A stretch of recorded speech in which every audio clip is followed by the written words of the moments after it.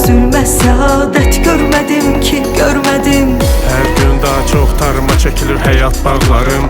Çətinə düşməmiş görünmür heç kimin üçüzü və daha çox dəyərə minir keçmiş çağlarım. Tanıyıram insanların iki yüzü var, dövranınsa var üç yüzü. Çoxdan qar götürüb üstünü güvənilən dağların, görən hər kəs yumub gözün. Mən sənə qəmxar ikən sən həmdəm oldun özgəyə. Bel büküldü, üz qırışdı, son nəzərlər cizgiyə. Tuli ömrüm keçdi hicranında, baxdım güzgüyə.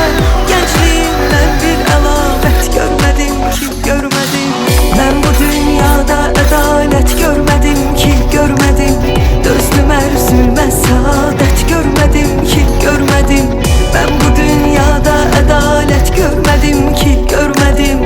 Dözdüm ərzülmə səadət görmədim ki, görmədim. Axtardım, tapa bilmədim, ona görə qapandım içimə mən. Öyrəndim, kəşf etdim özümü illər boyu, bələdəm gücümə mən. dərs oldu, hər səhvim ödədim zamanla, əvəzin gücləndim. dərs oldu. Deyəcək qədər səhv etdim, hazıram hücuma mən. Eşqimi qəlbimdə bilməzdim qəribəylər fələk. Hər nə qədri aşinalar var rəqibəylər fələk.